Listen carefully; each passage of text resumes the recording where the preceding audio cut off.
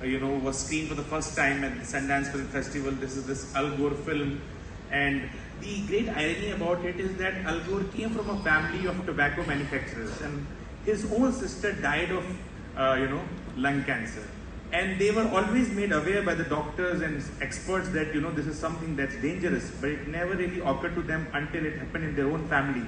And after that tragic incident, they decided to shut off their tobacco business. And this documentary, it has traveled all across the world. It has won 2 Oscars.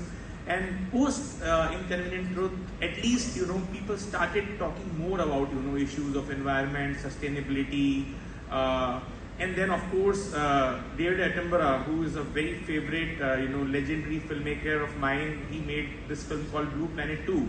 And we all saw this very disturbing scene of an albatross, dying after consuming plastic on this remote island.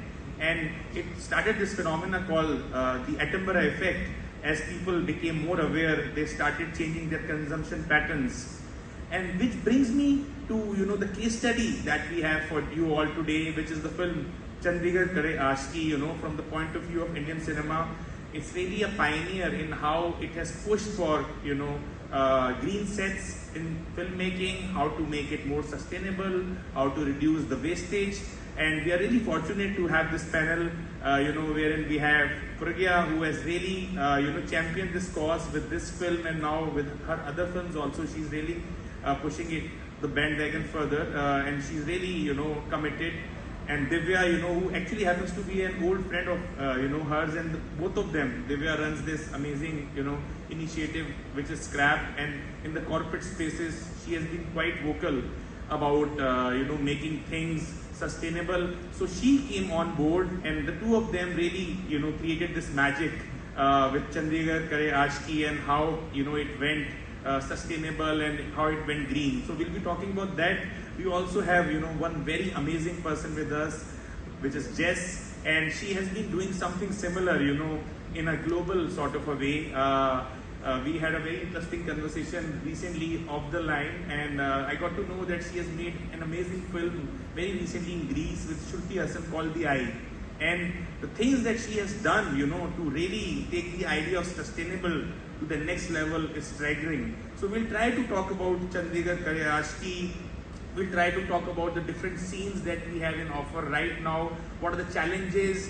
Why there is such great resistance, in accepting this? Because we all now are aware. We all have seen the Inconvenient Truth. We all know, that this is really a reality that's upon us. And yet, why?